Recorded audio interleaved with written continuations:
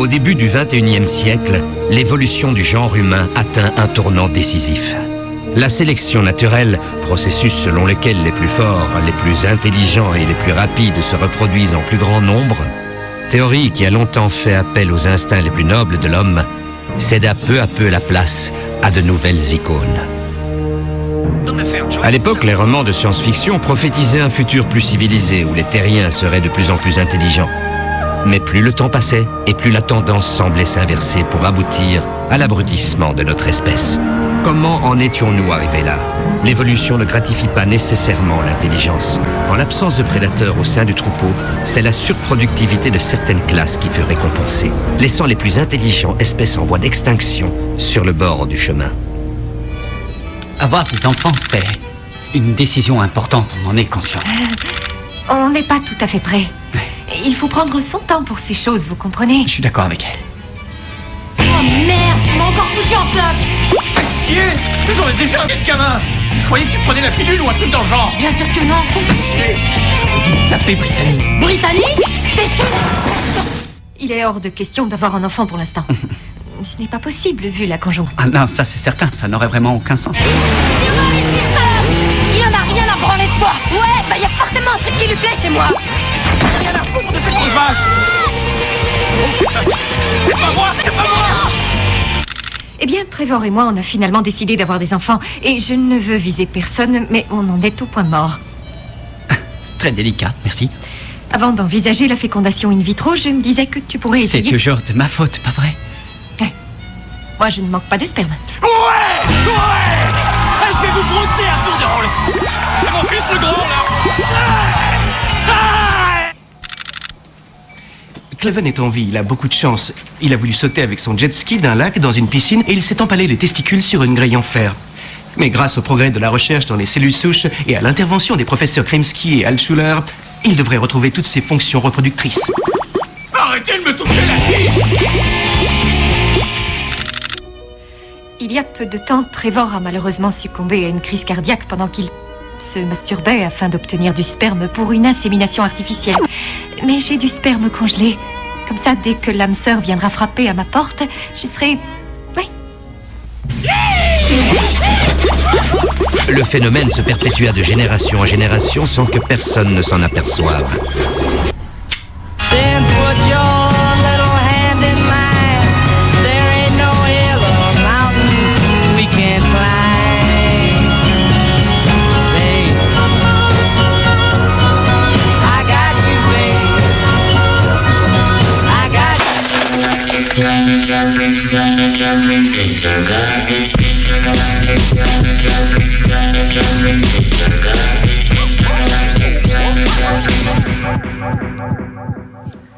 Et bonjour à toutes et à toutes et bienvenue sur cette nouvelle émission des congrès de futurologie, émission de science-fiction proposée par l'équipe de programmation des Intergalactiques, en compagnie aujourd'hui, comme d'habitude, de Nicolas. Salut Nico. Bonjour, paix sur vous, paix sur tous les humains. Comment ça va? Ça va. Et notre invité du jour est tout à fait pertinent, puisqu'il a fait une super vidéo dessus, Benjamin Patino, a.k.a. Bolchegeek. Salut Benjamin. Salut à toutes et à tous. Ça va? Oui, ça va et vous? Ce confinement? Bah écoute, oui, ça confine, quoi, tranquillement. On va pas se plaindre. Donc aujourd'hui, on va parler d'Idiocratie, film de Madge de 2005, considéré par certains comme une espèce de film prophétique sur ce qui nous attendait dans le futur, même maintenant, sauf que là, ils avaient prévu ça en 2505. Mais on n'est pas forcément d'accord avec cela. Donc, est-ce que tu veux... Spoil. Ouais, c'est vrai, on va avoir du spoil sur le film, effectivement, il est sorti il y a 15 ans. J'ai l'impression qu'il est sorti il y a vachement moins longtemps que ça. Oui, mais parce que il a eu un retour de mode sur internet à un moment donné. Je pense que c'est moi je l'ai connu comme ça en fait. Il a bidé à la sortie donc. Ouais, c'est ça. Il a surtout marché en DVD à l'époque. DVD et puis des sites de téléchargement illégal. Hein. Voilà, on a tous connu comme ça, je pense. Qu'est-ce qu'il a fait d'autre, notre réalisateur qui a réalisé ce film-là? Mike Judge, il est très très connu en vrai aux États-Unis, parce qu'en France beaucoup moins, mais il a notamment réalisé et a créé une série très culte dessin animé qui s'appelle J'en ai aucune idée. Bah, Beavis et Butthead, non? Ah oui, d'accord. Ah, bah, t'en parles même dans ta vidéo, t'as Oui, déjà oublié. je sais pas, je pensais à un truc plus récent. Beavis et Butthead, qui est super culte, il a aussi réalisé le long métrage adapté de cette série, qui est très très sympa. Il a fait un film plus récemment qui s'appelle Extract avec Jason Bateman, et il a fait un film adapté de son premier court métrage qu'il avait réalisé en 1991 qui s'appelle Office Space, qui s'appelle en français 35 heures c'est déjà trop, donc qui est très sympa quoi.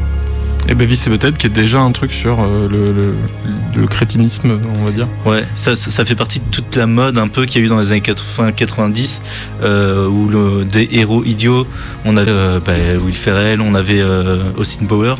Ouais, il me semble que c'était diffusé sur MTV. Ouais. Et, oui, c'est ça. Ouais. Et c'est sur MTV aussi où il y a eu Jackass, Dirty Sanchez, etc., qui sont pas des fictions, mais qui a déjà ce truc assumé de on est des gros débiles et c'est trop marrant, quoi. Oui, c'est marrant, moi je détestais ça quand j'étais ado. Moi j'adorais ça. J'ai détesté cette mode. Genre vraiment c'était un truc que j'aimais pas et auquel j'ai adhéré plus tard. Donc en prenant un peu de hauteur. Il y avait Daria aussi, même si c'était pas une crétine du Daria, coup. c'est trop. C'est la même époque quoi. Ouais, c'est la même époque, mais c'est presque l'inverse. Mais c'est vrai qu'il y a des genres de personnages. L'héroïne est très intelligente, mais il y a aussi des parfaits crétins. Oui, entouré de crétins. Ouais. Et d'ailleurs c'est un personnage, je crois qu'il vient de la série Beavis et Butthead. Et donc c'est une espèce de spin-off. Ouais, ça me revient. Regardez Daria, c'est très bien, c'est culte. Ça a plus de 20 ans et c'est encore très bon quoi. C'est encore de la très bonne série animée et qui devrait être, je sais pas, sur un truc genre Netflix parce que ça mérite d'être vu par plus de gens.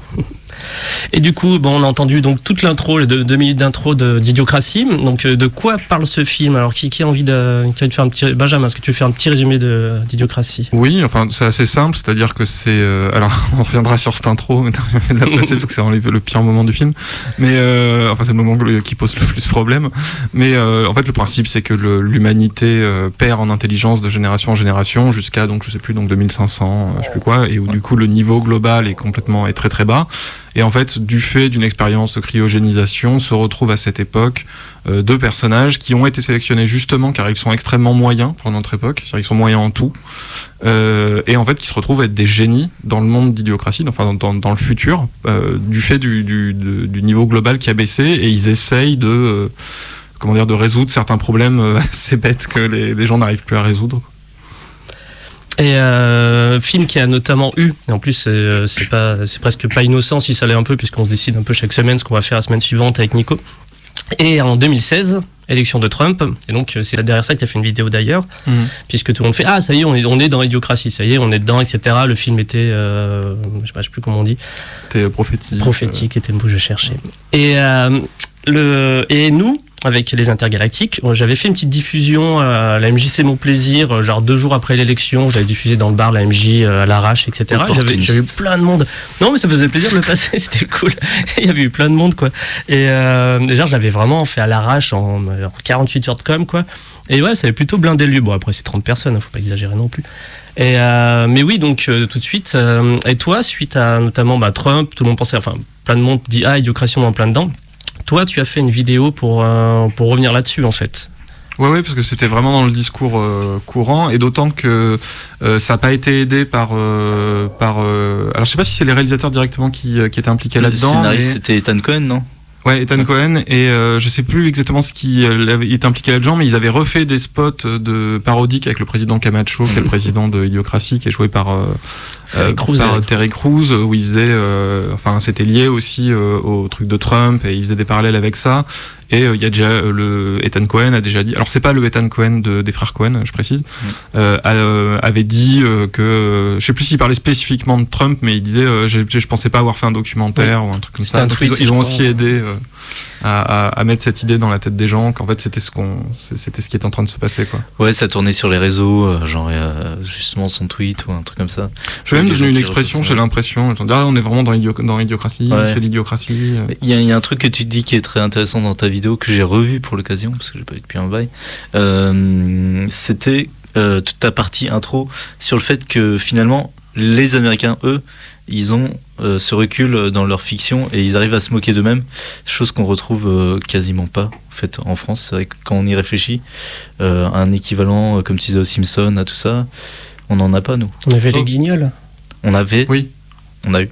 Ouais, on avait. avait les Guignols, ouais. Mais effectivement, j'ai l'impression qu'ils sont beaucoup plus capables de faire des trucs clivants en comédie, de long métrage, que en France, où quand même les comédies, même où on se moque, récemment, hein, parce qu'il y a quand même eu des avant qui le faisaient, c'est quand même des comédies de réconciliation, etc. Et comment dire, qui sont beaucoup plus cool sur les sujets de société, qui essaient de pas braquer les gens. Et à la télé, c'est encore pire, parce que la télé française, il y a très très peu de... Enfin, faut surtout pas aborder des sujets de société, ou en tout cas pas trop, à l'exception de choses notables. Joséphine Ange Gardien. Non, mais à l'exception notable, par exemple, de Plus belle la vie, qui est une série, après on en pense qu'on veut, qui au moins a le mérite de faire ça, quoi. Non, j'ai jamais, en fait, j'ai jamais trop regardé. Non, mais ça, c'est un truc qu'il faut reconnaître qu'ils font, quoi. Entre nous, là, je sais de source sûre que tu regardes régulièrement. Eh bien, j'en aurais pas honte. Et il y avait un épisode, notamment, qui avait fait parler de Plus belle la vie, où il y a une espèce de partouze et où ils prennent de la drogue. T'as jamais vu cette séquence? J'ai vu des séquences tournées. Hein. Je dis pas qu'ils traitent très bien les sujets, hein, mais effectivement, ils le font, quoi. Ouais, c'est sûr. Les Guignols le faisaient de manière plutôt pertinente. Je peux peut-être citer Groland aussi, je pense. Ouais. Il y a une époque, Canal+ avait un peu essayé de prendre ce rôle, en tout cas, mais... Ça n'a pas duré. Oui, je dirais pas que Canal+ est mort, mais un peu. Ah oui, bah oui. Je crois que même Moustique s'est barré de Groland. Ouais, donc, ouais. Même Groland. Par contre, il avait dit que c'était pas fait virer, ou il était pas parti fâché, c'était juste cassé, quoi. Enfin, mais je pense, combien d'années il a fait ça? 25 ans, voire plus, c'est énorme. Ouais, mais c'est vrai que du coup, les Américains, on retrouve vraiment cette capacité à se moquer d'eux-mêmes. Autant ils se traînent l'image d'abrutis finis, autant ils se la donnent aussi, ou en tout cas ils jouent dessus dans leur fiction, tout le temps, en fait, dans tout ce qui est comique qui vient des États-Unis. Oui. Et Idiocratie en a un exemple sur le recul qu'ils ont d'eux-mêmes.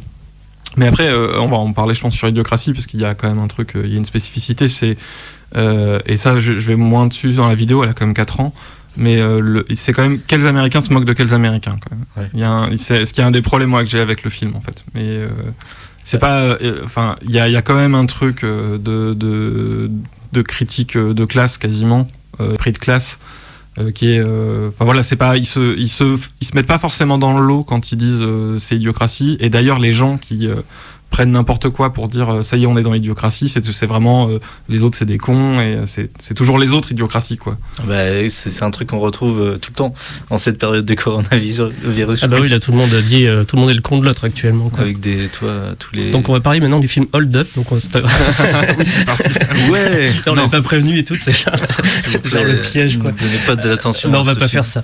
Et du coup, commençons par le début. Tu disais donc que la première séquence est problématique. On l'a écouté. Qu'est-ce que tu veux dire dessus? C'est quoi votre problème, monsieur? En fait, c'est pour resituer aussi, pour les gens qui l'auraient pas vu le film, vous avez entendu peut-être la séquence au début. En fait, le parti pris du film, enfin l'explication de la société dystopique de Idiocratie, c'est un truc d'évolution qui fait qu'en fait les plus cons se reproduisent comme des lapins, et en fait les gens très intelligents se reproduisent pas. Et du coup, mécaniquement, ça fait une société de plus en plus de crétins. T'as bien fait de la remettre parce que je me souvenais pas de tous les détails, et en fait moi c'est un film qui me fait énormément rire, et il n'y a pas besoin de ça, c'est vraiment l'explication qu'ils ont trouvée pour créer leur monde. Le film fonctionne sans ça, c'est pas un problème, mais par contre c'est vraiment chaud, quoi, parce que déjà c'est très con, c'est-à-dire que ils disent n'importe quoi, c'est pas du tout comme ça que ça marche, les théories sur le QI en plus qui baissent, etc. et tout, enfin c'est vraiment plus que très limite, et en plus il y a un truc de mépris de classe qui est hallucinant, parce que c'est vraiment ils emploient le terme classe, en tout cas dans la VF d'ailleurs, la surproductivité de certaines classes, c'est franchement très très limite, et dans le film c'est vraiment un gros beau friquin, c'est vraiment le redneck qui a probablement voté Trump dans l'imaginaire collectif, qui se reproduit comme un lapin. Et alors bon, faut reconnaître les bourgeois intellectuels qui ne se reproduisent pas sont aussi tournés en ridicule quand même. Mais voilà, et en plus j'ai oublié ce truc en fait à cause des avancées de la médecine, il n'y a plus de sélection naturelle. Enfin, genre, c'est au-delà du darwinisme social le plus crétin, quoi. Donc c'est pas très malin, et surtout là où je trouve que c'est regrettable, même si en fait c'est grotesque et c'est pour rire et c'est pour expliquer la dystopie qui vient après. En fait c'est dommage parce que ça loupe ce qui est drôle après, c'est qu'en fait c'est purement culturel leur truc. C'est-à-dire qu'en fait ils sont complètement crétins dans l'univers d'Idiocratie parce qu'ils passent leur journée à regarder de la merde, leurs chaînes d'infos sont plus back-to, leurs politiciens sont plus back-to, et en fait c'est purement culturel. Ils expliquent ça par le QI, etc. au lieu d'expliquer pourquoi en fait leur société. Enfin, c'est ce qu'ils font en fait dans le reste du film. Leur société est en train de devenir complètement débile. Quand tu vois les infos dans Idiocratie, il y a une espèce de truc où les infos sont présentées par une bimbo et un bodybuilder énorme, et un bodybuilder. Et en fait, c'est Fox News, quoi. Enfin, ils en sont pas encore là, Fox News. Et d'ailleurs, ça serait pour les mecs, ça serait plutôt prendre des vieux mecs lubriques de 70 ans sur Fox News. Mais le truc de voilà, ça va être, on va mettre des bimbos, on va mettre des, ce truc un peu de spectaculaire, de faire de la news purement spectaculaire, c'est un truc purement culturel et qu'ils ont déjà à l'époque. Donc pourquoi ils vont expliquer ça par un truc de darwinisme social qui est assez abject, quoi. Qui est assez nauséabond. En plus, il me semble que Mike Judge, c'est un peu un travers dans ses films. Il parle de sa classe. Je pense qu'il vient d'une classe moyenne américaine. Je pense qu'il reste un peu dans cette vision-là et du coup, toutes les classes pauvres, les autres sorte de classe pauvre, il les connaît pas et il fait comme si ça n'existait pas. Vraiment, c'est genre des blancs riches, des blancs Trump, un peu cassos. J'ai l'impression que c'est un mec qui a appris un peu ce qu'il avait en tête au lycée sur les clichés et qu'il les a utilisés, c'est tout, quoi. Et en fait, c'est intéressant en plus sur justement la vision de par rapport à pour refaire le lien avec Trump et pourquoi ça. C'est qu'en fait, ça rentre pile dans la vision que les gens ont eue de, en fait, les électeurs de Trump, c'est vraiment le gros beauf avec une casquette MAGA, un truck et des drapeaux américains et qui est con comme un meuble. Ce qui est une frange de l'électorat de Trump qui existe, mais en fait, il y a cette espèce de mépris et d'incompréhension que je trouve pas du tout. Après, le film est pas là pour expliquer Trump, il a été fait bien avant, mais d'une certaine façon, il est presque plus représentatif de la vision qu'ont certains de cet électorat-là et de cette espèce de mythe du cassos qui vote n'importe comment. Et du coup, évidemment, ça colle avec l'état d'esprit des gens, mais en fait, ça donne pas du tout des clés d'analyse. Oui, c'est ce que j'essayais de faire dans la vidéo, c'est surtout d'aller de proposer. Il y a d'autres clés d'analyse de pourquoi les gens ont élu Trump, parce que tout le monde tombait de sa chaise. Il y avait des gens qui l'avaient vu venir. Dans la vidéo, je cite spécifiquement Michael Moore, qui lui vient de Flint dans le Michigan, qui est un état ouvrier complètement désindustrialisé, miséreux, terrible, avec une classe ouvrière blanche assez importante. Donc qui sont un petit peu ce que pourraient être les personnages dans Idiocratie, et qui le sont pas vraiment, mais qui pourraient correspondre dans l'imaginaire de certains à ça. Et lui, il l'avait vu venir, et en fait, ces analyses-là sont plus intéressantes pour comprendre le phénomène que de dire les gens sont cons. Mais c'est le pareil pour le coronavirus, de dire, limiter son analyse, mais en fait, les gens sont débiles, et c'est pour ça que le virus se répand. C'est vraiment, pour moi, c'est vraiment c'est contre-productif à fond, et c'est le degré zéro de l'analyse, quoi. C'est vraiment un truc pour se rassurer soi-même, et c'est tout. Et le film fait un petit peu ça, et je pense que c'est aussi pour ça qu'il est que les gens y reviennent aussi, quoi. Il est rassurant d'une certaine façon, parce qu'on se dit putain, qu'est-ce qu'ils sont cons les autres, quoi. Et s'ils pensaient, je pense peut-être aux électeurs de Bush, W. Oui, c'est plus un film de l'ère Bush que de l'ère Trump. Et surtout à l'époque, pour nous tous, Bush, c'était l'abruti le plus total qu'on pouvait mettre à Maison Blanche. Pour nous, c'était le summum, tu vois, de la débilité. Ah oui, c'était vraiment un bonnet, quoi. Ils sont débassés. Ok, voilà, maintenant ça nous paraît pas si mal. Pas si mal. Moins pire. Oui, carrément. Mais c'est un mythe qui est pas même hors de l'électorat, des questions électorales. C'est un mythe chez les ricains, et que c'est une vision qu'on a des ricains aussi.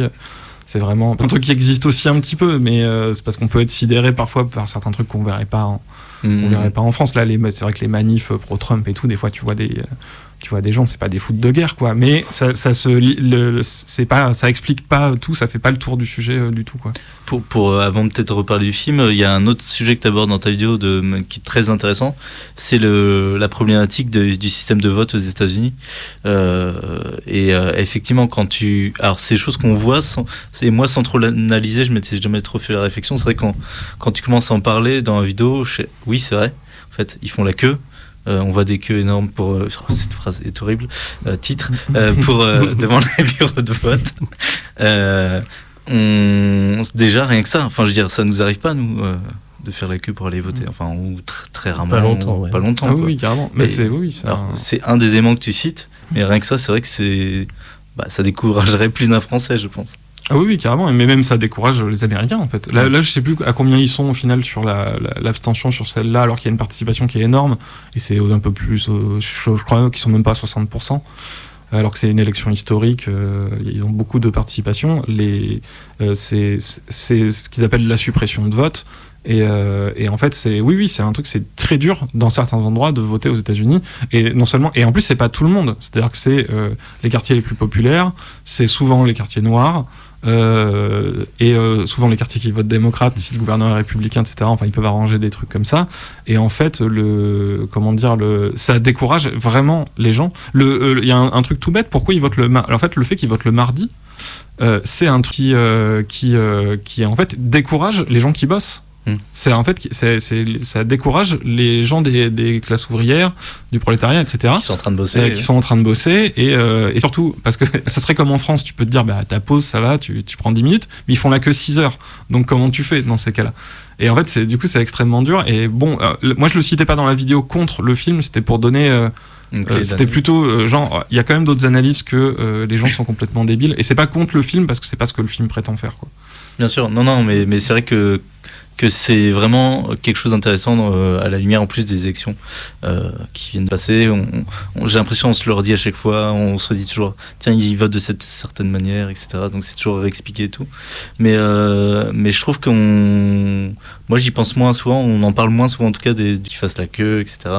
Enfin, c'est des choses intéressantes dans l'analyse effectivement du fait qu'il y a un certain électorat qui ne se manifeste pas. Puis même un truc tout bête, là on l'a vu là aussi, mais je pense que là, vu le bordel que ça a été, les gens commencent à comprendre ce que le principe du collège électoral et du fait qu'en fait tu votes par État et que c'est remporter un État qui envoie des votes, donc tu prends tout l'État en fait.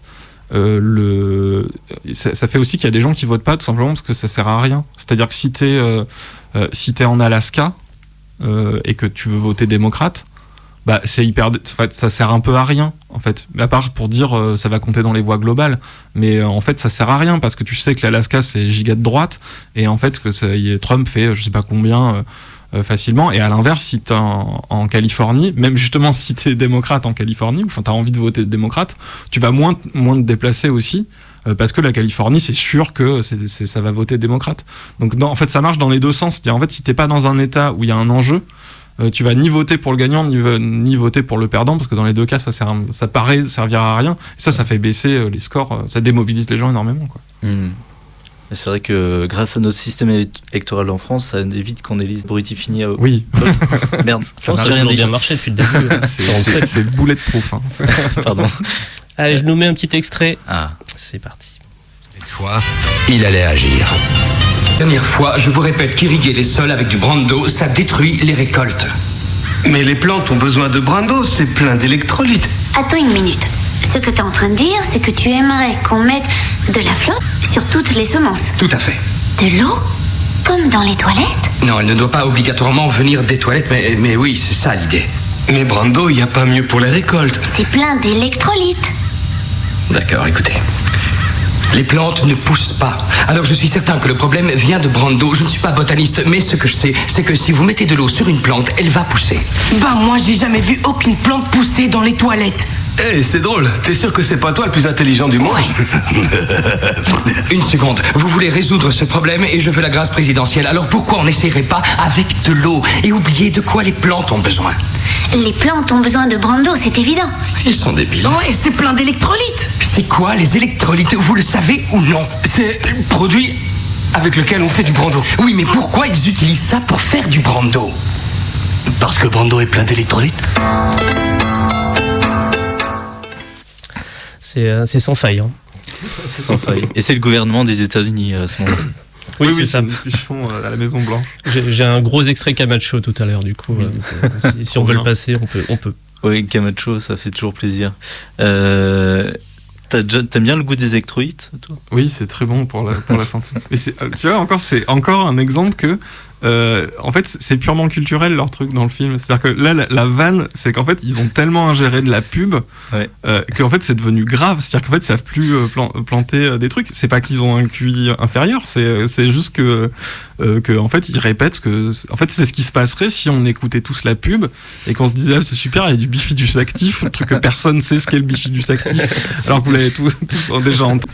Et en fait, ils suivent ça. Et en fait, c'est drôle parce qu'en fait, c'est une critique de vraiment la culture consumériste américaine et de la logique de pub, quoi. Si c'est ça qui l'emporte, en fait, c'est terminé, quoi. Mais c'est vrai que la pub va très loin et le marketing des produits. Je regarde le fameux interview de 3 heures là, sur Thinkerview du mec qui bosse dans l'industrie agroalimentaire. C'est assez intéressant sur le fait que il va dire tiens, les sachets de thé là ils disent que c'est bon pour je sais pas quoi, le sommeil, etc. Et en fait c'est faux. Il nous dit dedans que c'est juste ils mettent des vertus qui sont pas du tout prouvées scientifiquement en fait. Et ça aide juste avant. Je trouve que c'est intéressant ce pouvoir que ça a qui est pas remis en cause finalement sur les produits comme le bifidus actif, etc. Ouais, je sais pas pourquoi je pense à ça. Parce que non, c'est un bon exemple. Hein. C'est un très très bon exemple. Et ce rapport aussi, mais je sais pas si c'est un problème qui n'est pas juste de QI, parce que dans le film, clairement, quand il va passer le test de QI, on voit ses camarades à côté qui essayent de passer le test des carrés et des ronds et tout à mettre, et ils essaient d'entrer des carrés dans des ronds. Bon, oui, non, il y a des chimpanzés plus intelligents.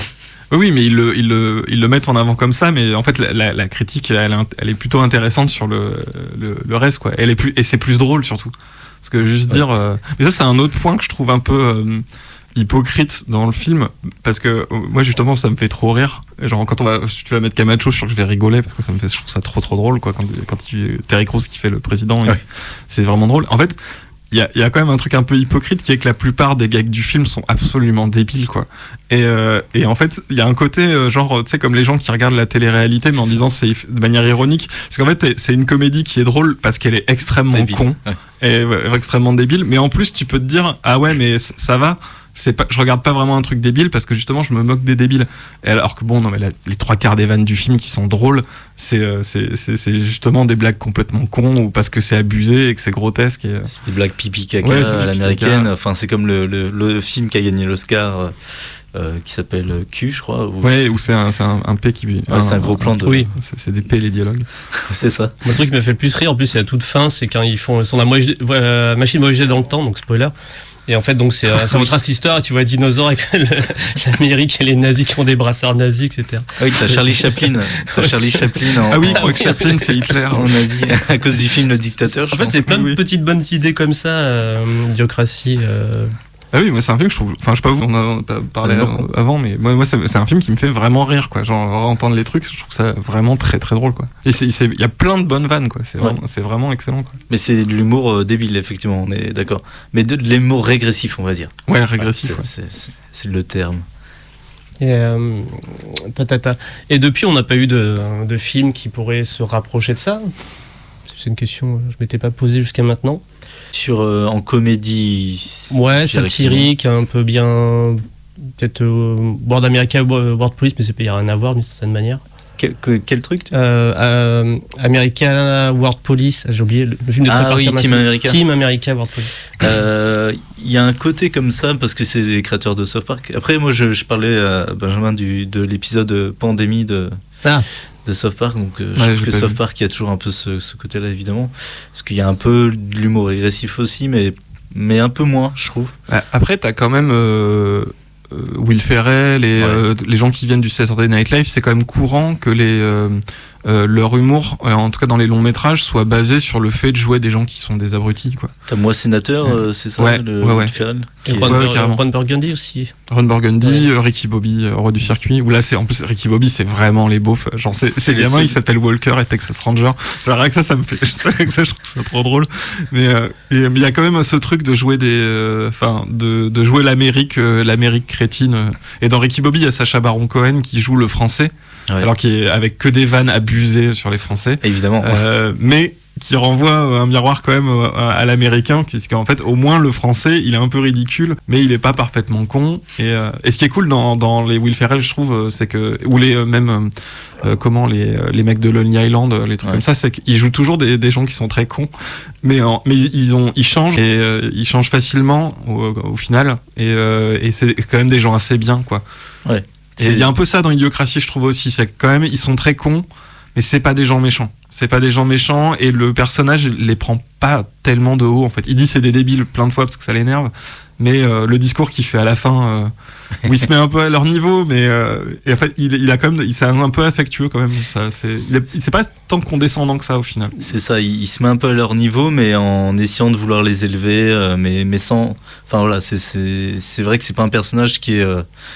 Ça aurait pu être insupportable avec un personnage qui se prend vraiment plus au sérieux, mais là c'est quelqu'un qui essaie juste d'aider, et lui au départ il veut juste retourner dans son présent. Ce qui est marrant, c'est que ni lui ni la fille ont vraiment finalement envie d'y retourner. Ouais, ils sont. On connaît pas trop leur présent. Enfin. Voilà. C'est aussi le renversement que tu fais dans ta vidéo, Benjamin, sur la politique qui est présentée par le film. Parce que comme le point de départ, enfin pas de cette émission, mais on va dire du re-succès de ce film, c'est de Donald Trump. Et dans ta vidéo, tu reviens sur le fait que justement, l'Amérique qui est présentée, elle n'est pas raciste, les employeurs, enfin les grosses sociétés veulent sauvegarder l'emploi, enfin tu fais plein de parallèles comme ça qui sont... Oui, parce que c'est une machine qui licencie directement, mais donc les PDG, ils peuvent plus rien y faire. Ouais. Alors, en fait, dans le film, pour donner info, tout est automatisé, je veux dire l'hôpital. Donc comme tout le monde est vraiment trop débile, tout est géré un peu par des machines. Bien plus intelligents que les humains au final, et effectivement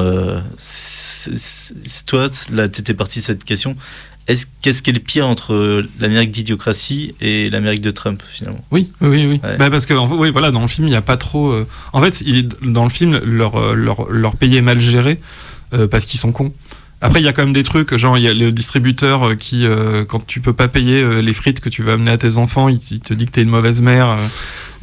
Enfin, c'est quand même violent. C'est quand même une société violente socialement. Mais ouais, effectivement, en fait, Camacho, il est pas ni ses ministres, en fait, ils ont pas des mauvaises valeurs. Mais c'est des collégiens. Ouais, c'est des collégiens. Non, enfin, moi, qui étais pion, je dis, c'est des collégiens. C'est la loi du plus fort. Désolé, les gamins qui écoutent ça. Je sais que vous deviendrez moins con.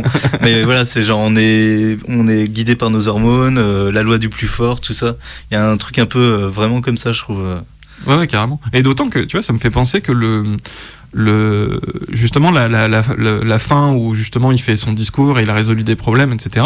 En fait, ne fait jamais appel à des solutions qu'on pourrait imaginer en voyant l'Inde, c'est-à-dire qu'en fait il faudrait que laisser les faibles crever, que faire des politiques de natalité, j'en sais rien, enfin tout ce que pourrait impliquer le début, oui, en fait, n'a aucun impact en fait sur le. En fait, à la fin, il faut juste arrêter d'être débile, réfléchir 2 secondes, mettre en place des façons de fonctionner différentes, avoir des valeurs différentes, etc. Et ouais, effectivement, et dans la différence avec là où je trouve que c'est pas terrible de le prendre comme un super film politique. C'est que, ouais, en fait, il n'y a pas de problème politique. En fait, leur problème n'est globalement pas politique. Et le problème de Trump n'est pas que qu'il est bête. Même si, effectivement, quand tu l'entends parler, c'est assez bas de gamme, quoi. Et c'est ça aussi qui, je pense, les gens voient le rapport avec Camacho. C'est que c'est vraiment c'est une star de télé-réalité, c'est un businessman assez médiocre, un peu beauf. Voilà, et quand il parle, enfin c'est honteux, quoi. Genre, c'est vrai que tu l'écoutes 5 minutes, il dit tout le temps la même chose, il raconte n'importe quoi, il fait tout le temps amazing, the biggest show ever. Ah ouais, ça. C'est tout le temps le plus gros truc, on n'a jamais vu ça de l'histoire. Enfin, c'est n'importe quoi. Mais c'est pas son principal problème, en fait. Son principal problème, c'est qu'il est soutenu par les suprémacistes blancs, qui veut pas les juger, qu'il a fait une politique fiscale, qui est globalement la même que Macron, quoi, mais qui est une politique fiscale qui est ultra dure et ultra favorable aux riches. Et en fait, ça, c'est plus ça. Et moi, je le regrette que les gens se disent juste il Trump, et en fait tout ce qu'il fait de mal est uniquement lié au fait qu'il serait bête et incompétent, ce qui n'est pas le cas. Ce qui n'est pas le problème, en fait. C'est vraiment l'idéologie le problème, et t'en parles dedans. D'ailleurs, Trump a posté il y a quelques heures « I won the election ». Oui, en caps lock, comme d'habitude. J'imagine que ce n'est pas fini pour eux. Mais Camacho, moi je préférerais avoir Camacho, parce que Camacho, déjà, je crois que je le dis dans la vidéo, mais Camacho, genre, quand il y a des experts, il les écoute. Ouais. Tu vois, genre, il demande vraiment à un mec, mais comment on fait pour faire replanter les plantes, et il l'écoute. Ouais, il dit lui, c'est prouvé, t'es plus intelligent que moi. Je te mets en ministre, voilà, je te donne des responsabilités, je t'écoute, j'applique les solutions. Moi je préférerais avoir Camacho. Ça me dérangerait pas du tout d'avoir Camacho comme président. Après, il faudrait qu'il soit bien entouré, parce qu'il ferait n'importe quoi. Mais en plus, il est marrant, quoi. Tu parlais de Trump qui dit toujours the biggest man. Biggest man. Je sais pas si t'as vu la série The Comey Rule, qui est qui parle de l'ancien directeur du FBI, et c'est très bien, je te le conseille. Il y a Brendan Gleeson qui joue à la perfection Trump, et je trouve qu'il sort certaines phrases, enfin il les fait admirablement bien, donc je conseille cette série. Répète comment elle s'appelle. The Comey Rule, C-O-M-E-Y, je sais pas comment on prononce. C'était le directeur du FBI qui l'avait viré quand il était arrivé. C'est ça, qui a été pris. Alors c'est un mec républicain qui a été choisi par Obama et qui a dû gérer l'enquête sur les fameux emails de Hillary Clinton. Donc il lui devait un peu en partie la victoire avant de le virer. Alors du coup c'était ça le truc, c'est que pour Trump, voilà, il lui devait la victoire, mais surtout en même temps il commençait aussi à enquêter sur les liens, les ingérences de la Russie. Et chose qui du coup plaisait moins à Trump. Donc ça, on suit un peu toute cette enquête là. C'est 2 épisodes, donc je crois 2 ou 3 épisodes. Et encore une fois, Brendan Gleeson en Donald Trump est vraiment très très bon. Et c'est juste regarder un extrait sur YouTube, c'est très plaisant à voir. Il le fait vraiment très bien. Ok. Allez, je nous remets un petit extrait de Camacho puisqu'il nous manque, ça nous fera du bien. Attendez une minute. Je suis le type le plus intelligent du monde? D'après qui? D'après les tests que t'as fait en prison, t'as le meilleur score de l'histoire, parrainé par Carl Jr. Ouais, Baltringue, t'es plus balèze que le président Camacho. Et c'est pour ça qu'il t'a nommé ministre de l'Intérieur. D'accord. Et vous êtes qui, vous? Je suis le ministre de l'Énergie. Il a gagné le concours, donc il a été élu ministre. Et moi, je suis aux affaires étrangères, parrainé par Carl Jr. Pourquoi vous dites ça tout le temps? Parce qu'on me paie à chaque fois que je le dis. C'est un bon moyen de se faire de la thune. Si t'es balèze, tu vas savoir ça. C'est le ministre de la Défense. Et la femelle qui est là, c'est la ministre de la Justice. Salut. Et ça, c'est le ministre de l'Éducation. Il a un pet au casque, mais c'est le beau-frère du président Camacho. Remarque, il fait plutôt du bon boulot. Vous savez, en fait, je crois qu'il s'agit d'un malentendu. Parce que le test que j'ai fait était vraiment facile. Je ne suis pas le plus intelligent du monde. D'accord? Écoutez, même si vous aviez raison, je ne peux pas être le ministre de l'Intérieur. Je ne sais même pas ce que c'est. Tu ferais mieux de te renseigner. Assieds-toi, c'est le président Camacho. Écoutez les filles, faut que je m'occupe d'un truc vite fait, alors vous allez m'attendre dehors. Dwayne Elizondo Camacho, 5 fois vainqueur du tournoi, grosse patate dans ta gueule, la superstar. Le président des États-Unis avait organisé une conférence au sommet avec l'homme le plus intelligent du monde. Alors t'es un malin? Non. Je croyais que t'avais la tête bien plus grosse. Non, C'est incroyable. On dirait une cacahuète. On va te faire prêter serment. Chambre de ceux qui représentent.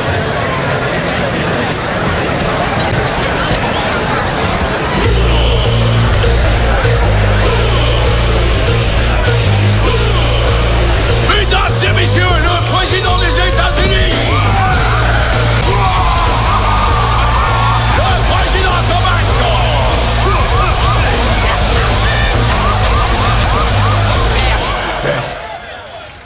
Vous allez poser vos culs et calmer votre voix.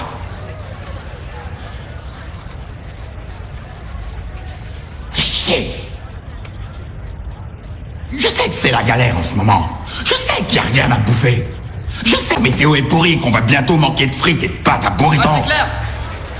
Mais j'ai trouvé une C'est ce solution. que t'as dit la dernière fois, bouffon. J'ai une solution. T'es qu'un loser. La Caroline du Sud dans la place.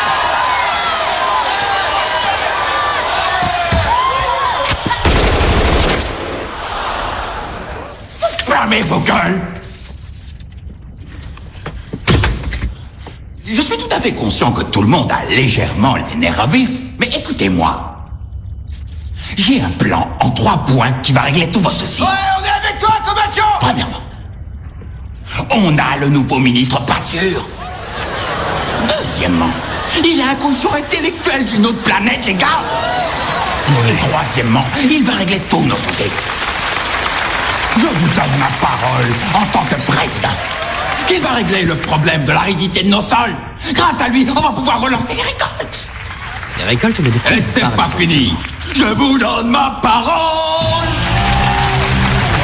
Avec lui, la météo va tenir à carreau. Je vous donne ma parole qu'il va relancer notre économie. Mais il est trop mortel, yeah, car il fera tout ce que j'ai dit en une semaine. Le président Camacho prit l'engagement devant tous ses concitoyens que Joe allait régler tous leurs problèmes. Joe était censé mettre un terme aux tempêtes de poussière, relancer l'économie du pays, mais il devait également résoudre les problèmes d'acné et du mal des transports. S'il ne respectait pas ses engagements, le président fit une autre promesse. Il se proposa de faire remuer les couilles de Joe dans ses amygdales d'un seul coup de pied et d'ensuite renvoyer ce petit cerveau à $2 en tôle. Il y a un truc qui me... Chaque fois c'est drôle. Oui. Il y a un truc qui me pose souci aussi dans l'Amérique de Camacho, mais t'en parles brièvement dedans. Ils ont une espèce d'homophobie latente. Oui, carrément. Ouais, vraiment. Genre, d'ailleurs, on voit pas de gays dans le film, d'ailleurs, ils existent plus, on dirait.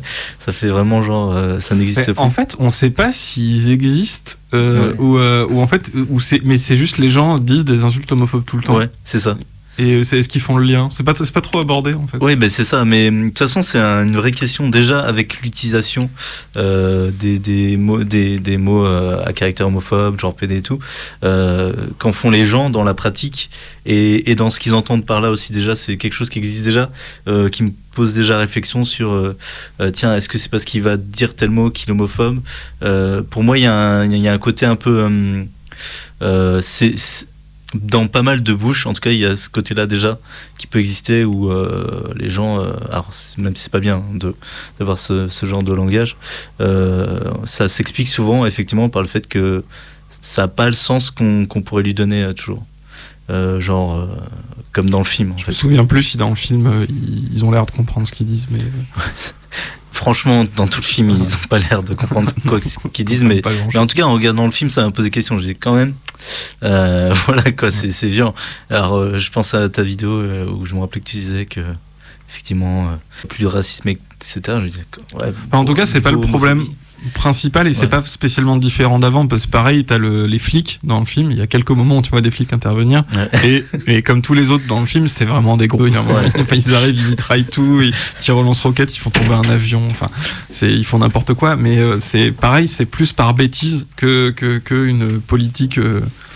Et ils ont l'air d'être prêts à changer complètement ce genre de politique. Mais par contre, sont très violents entre eux, ils sont très individualistes, ils sont très... c'est la société du spectacle. Misogyne aussi, essentiellement. Misogynie à l'état pur. Je veux dire, toutes les Starbucks et tout sont devenus je crois qu'on voit un Starbucks qui est devenu un endroit où il y a des massages total et gratuits. Bref, c'est des maisons de passe, quoi, en fait. Genre la prostitution, c'est la prostitution. Il y a un des personnages, un des deux, donc il y a l'homme et la femme qui est amenée dans le futur aussi, qui est cryogénisée, est une prostituée. Ils le disent, pour elle, c'est un monde où en gros son métier est devenu super banal du coup. Et puis tout est sexualisé et beauf. Enfin, tout est vulgaire en fait. Mais tu vois, par exemple, sur l'exemple des présentateurs et présentatrices télé, les deux, tu peux te dire que d'une certaine façon, en fait, les deux sont sexualisés. C'est-à-dire qu'il y a quand même un nivellement par la bêtise où, pareil, t'as quand même, il y a quand même à la Maison Blanche. Il y a une ou des ministres, je sais plus. Une, et elle est pas. Tu vois, enfin, je me souviens, je sais plus s'il y a de la misogynie envers elle ou pas. Il la présente comme une femelle. Ah oui, d'accord, aussi, carrément. Alors, tu vois, je me souvenais pas de ça. Ouais, il y a une femelle aussi, oui. Non, tu vois, ça les empêche pas de. En fait, elle est là aussi, tu vois. C'est vraiment, genre, tout est nivelé par la pure bêtise, en fait, quoi. Mais du coup, vraiment, c'est effrayant. Enfin, je pense, le côté. Tout est. Enfin, je veux dire, la prostitution, elle est. Genre, tout est. Il y a un côté. Comme s'il est. Je pense que le harcèlement de rue là-dedans est multiplié par 100, quoi. Oui, carrément, ouais. Et tout est marchandisé en plus. Ouais, tout est marchandisé. Enfin, ils payent pour tout, tout le temps. C'est les sous, la valeur des sous. Genre, moi j'aime le fric, voilà. Donc, oui, c'est ça, ils parlent que de fric et de cul tout le temps, quoi. C'est des Américains, quoi. Ouais. Oh là là, le mépris envers les Américains. Quand ça se fait pas. C'est pas vrai. Les Américains sont des gens très bien aussi. Ils sont bombardés par Joe Biden. Mais bon, non, pas parler. Mais ce qui est intéressant, c'est de se dire maintenant que Trump a dégagé, est-ce que ça va aller mieux ? Il n'a pas encore tout à fait dégagé. Oui, c'est vrai. Dans sa tête, il n'a pas encore dégagé, en tout cas. Non, il y reste. Il l'avait bien dit de toute façon. Mais peut-être qu'on va assister à l'effondrement des États-Unis. Tu veux vraiment partir sur un sujet comme discussion ça. Il nous reste 15 minutes, c'est parti. Qu'est-ce qui va changer aux États-Unis avec Joe Biden ? C'est un peu un autre sujet. Mais ça sera peut-être pas moins idiocratie, quoi. Mais c'est... Ouais. Non, parce qu'un truc intéressant aussi dans le film, c'est qu'on est vraiment centré que sur les États-Unis. On n'a aucune idée. À aucun moment dans le film, j'ai revu du coup pour l'occasion, en ayant un peu ça en tête, on n'a aucune idée de ce qui advient du reste du monde. Et à aucun moment, on n'a aucune piste. Et on s'y intéresse pas du tout. Ouais, non. C'est courant quand même dans le cinéma. Mais genre, c'est une situation si spéciale, ça m'aurait intéressé. Ça aurait pu faire preuve de quelques gags. Si, je sais pas, il y a le ministre des Affaires étrangères européen, enfin, j'en sais rien, et genre, il discute avec, puis bon, sans dire que l'Europe est forcément plus intelligente ou quoi que ce soit, ou devenue plus intelligente. Ça aurait pu être, je sais pas, un truc rigolo avec un truc complètement taré d'une autre manière. Je sais pas, ils sont retournés au roi à Versailles, j'en sais rien. Tu vois, le roi de l'Europe. L'Europe, l'Asie, enfin, je sais pas. Juste un espèce de phone call un peu rigolo de 2 minutes, tu vois, ça aurait pu être un gag assez marrant, de voir la politique mondiale. Ouais, ou qu'ils attaquent des pays. Et ces gens sans plus aucune raison. C'est-à-dire que c'est plus le pétrole, c'est plus des alliés, c'est plus genre, ils attaquent des pays, quoi. Il faut une espèce de partie de risque et tout. Oui, l'ordinateur qui dit faut attaquer ça. En fait, il faudrait un Idiocratie 2, finalement. Non, mais en vrai, il y a la matière, par contre, pour dans l'univers fictif, Idiocratie cinématique, il pourrait y avoir quelque chose d'intéressant. Mais après, il faudrait justement, s'il revenait maintenant avec pour seul discours. Vous regardez, on vous l'avait bien dit, les gens sont débiles. Là, en fait, je pense que ça a moins rire que juste le premier, quoi. Parce que je me dirais, genre, non, mais attendez, passez peut-être à une autre étape quand même. Et puis mettez des bons gags aussi, refaites pas les sauts du premier, parce que c'est que des gags les gens sont débiles, quoi. Ouais, mais en fait, ce qui est intéressant aussi, ce qui est marrant dans le film, c'est que ils vont vraiment au bout du truc, quoi. C'est pas juste les gens sont un peu débiles, non, ils sont vraiment, je disais, plus bêtes que des chimpanzés. D'ailleurs, ça aurait été très drôle de voir des animaux plus intelligents que des humains. C'est pas du tout étonnant, surtout de voir avec l'évolution des animaux qui se rapprochent, qui ont dépassé les humains. Franchement, non, dans le film, je sais plus ce que j'ai dit. Mais en plus, il y aurait la question. Du coup, ils seraient obligés de faire le dérèglement climatique. Et je vois pas comment ils peuvent justifier que cette société-là a réussi à régler ce problème et qu'ils sont encore vivants en 2500. C'est clair. C'est clair que rien qu'en partant de là, c'est pas plausible. Effectivement. Mais si, il y a un truc pas mal là-dessus dans le film sur le truc des récoltes. C'est que ça, c'est un truc que j'ai trouvé quand même pas mal, qui est que en fait, un des enjeux, c'est qu'il leur dit de mettre de l'eau, mais en fait, évidemment, les plantes, ça repousse pas tout de suite. Et il a qu'une semaine. Et du coup, au bout d'une semaine, ils lui disent ça marche pas ton eau. Et lui, il essaie de leur expliquer, mais non, mais évidemment, ça marche pas tout de suite. Et ça, c'est pas mal parce que tu vois, c'est genre, eux, ils pensent vraiment à court terme. Et lui, il sait que quand tu implémentes un truc, ça va pas avoir un effet tout de suite. Et c'est un truc en politique qu'on voit souvent parce que les gens veulent être élus tout de suite. Tu peux faire des trucs comme ça. Et pour les trucs écolos, c'est intéressant aussi parce que à partir du moment où ils mettent plus comment il s'appelle, le truc avec les électrolytes, du Brando sur les récoltes, en fait, l'action de Brando s'écroule. et tout est géré par ordinateur, et l'ordinateur licencie 10 millions de gens, parce que du coup forcément ils mettent plus de Brando sur le truc, et en fait ils sont incapables de gérer les conséquences premières de leur truc, et d'avoir une pensée un peu globale qui pourrait te dire attends, mais si on met plus de Brando, c'est de l'eau, donc ça veut dire qu'en fait il faut faire une transition, sinon on va avoir des millions de gens au chômage, etc. Et ça c'est pas mal en fait, la façon qu'a de procéder le personnage est assez simple, et c'est du bon sens, mais en fait finalement c'est un bon sens qu'on n'a pas forcément tout le temps en politique. Enfin bon. En t'écoutant parler, du coup, ça m'a fait penser à une réponse pour Julien.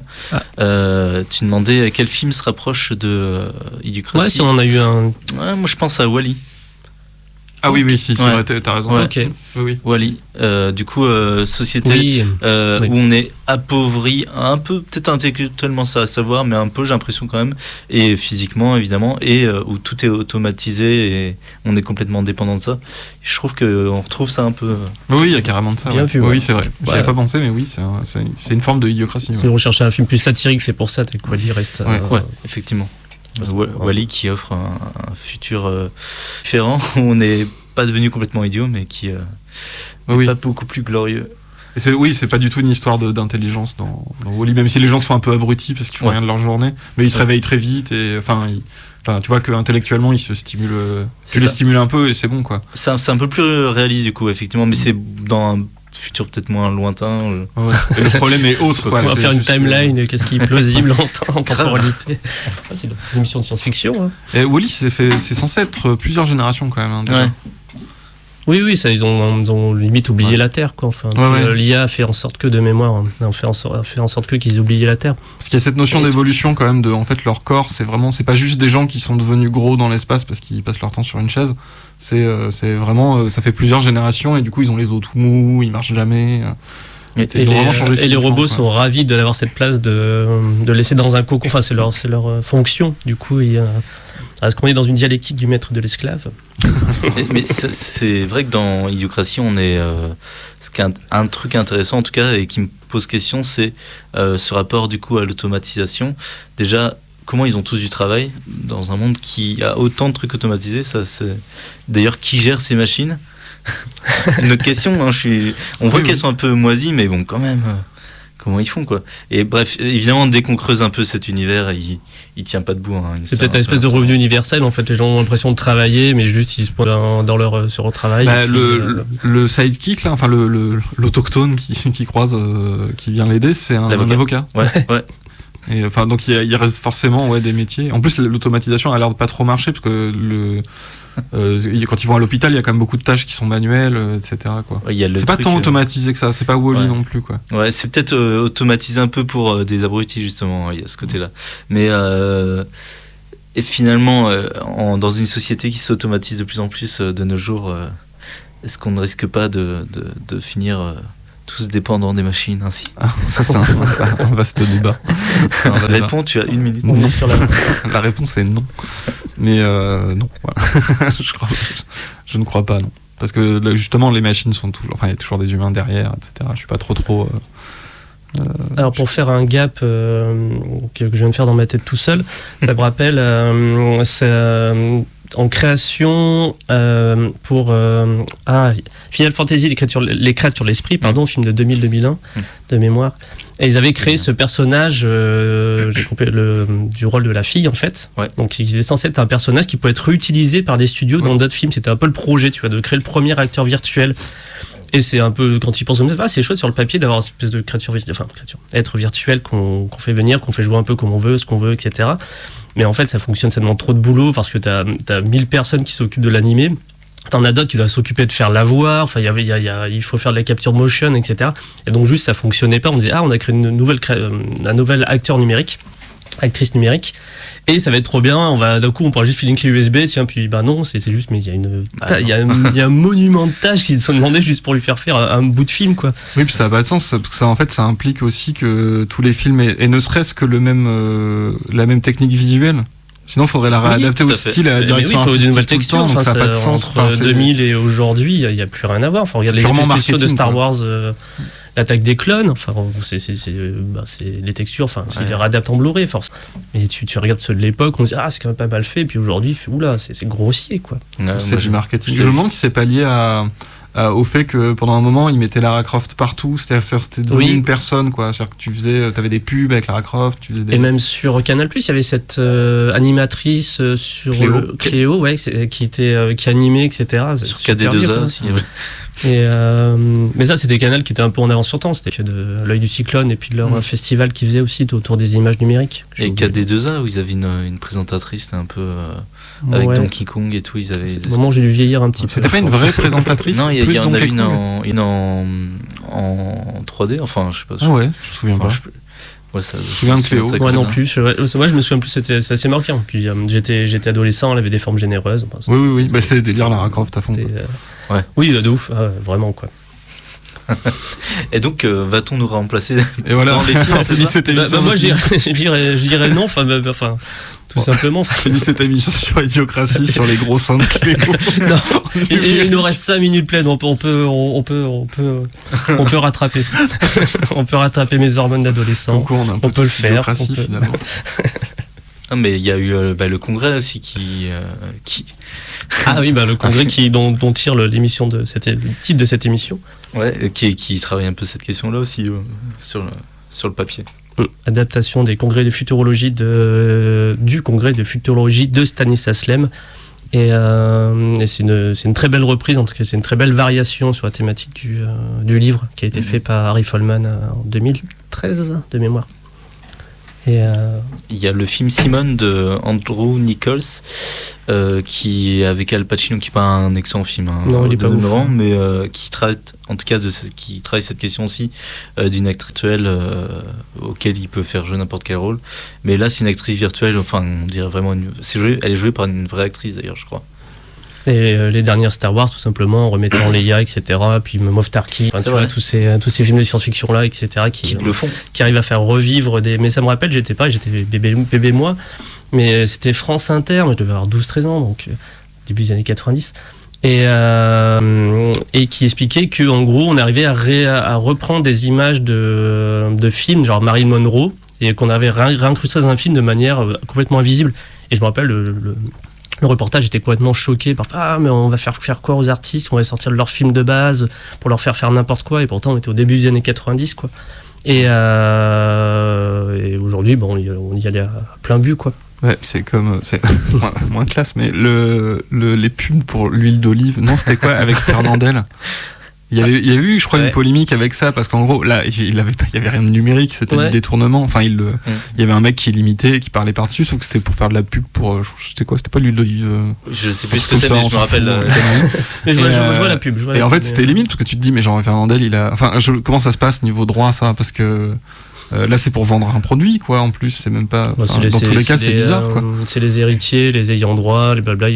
C'est comme ceux qui tiennent celui de Louis de Funès. Ils en font ce qu'ils en veulent actuellement, quoi. Parce qu'à la limite, Léa, je peux comprendre que t'as un truc elle a signé pour 3 films. Faut l'intégrer, etc. C'est du rafistolage. Mais quand ça devient un objectif et un nouveau mode de production, ça me paraît assez bizarre, quoi. Et peut-être qu'un jour on va pouvoir faire des détournements de pubs de suppositoires avec Darmanin. Il y a le deepfake maintenant, de toute façon. On parle pas avec Sassy Justice des South Park. Oui, tu l'as vu? J'ai regardé hier. Du coup. Il est trop bien. Je t'avais envoyé, mais je pense que non, c'est pas encore. En gros, c'est pour expliquer, c'est une petite vidéo réalisée par les créateurs de South Park, Trey Parker et Matt Stone, qui utilisent la technologie deepfake, donc de remplacer un visage d'un acteur par un autre, par incrustation, je sais pas trop, vous voyez le délire. Et ils l'ont fait avec un présentateur qui a la tête de Trump. C'est vachement bien fait, finalement, c'est même flippant.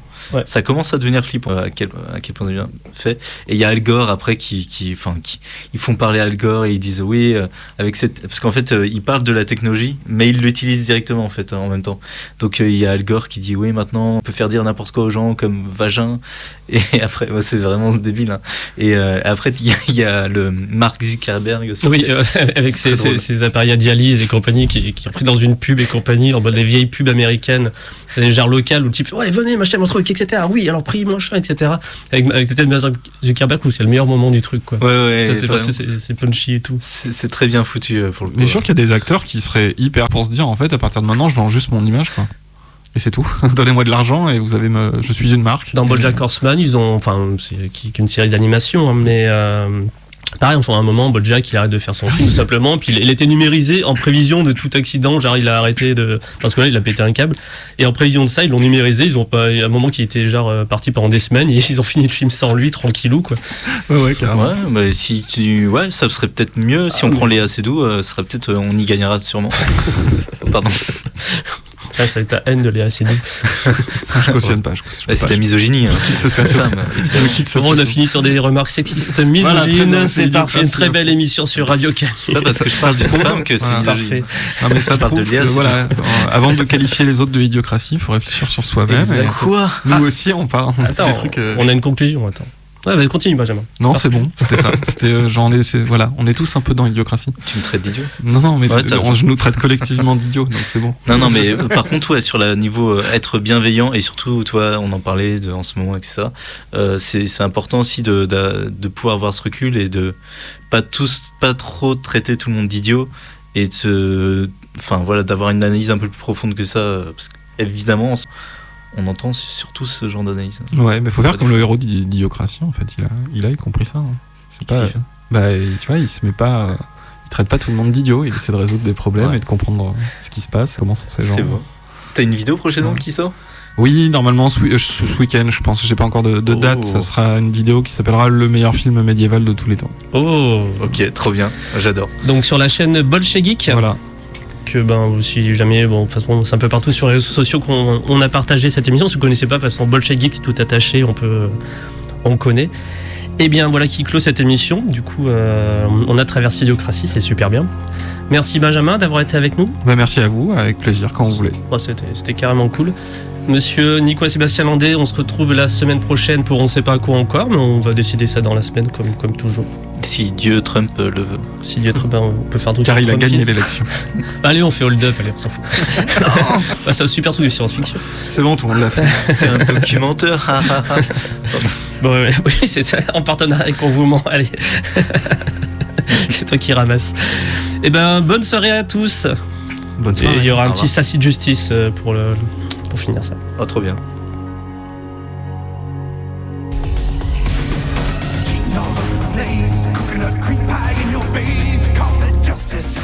Sassy Justice. Sassy Justice. Why is this door closed? Call it justice. Sassy Justice. Coming for you. Sassy Justice. Call it justice.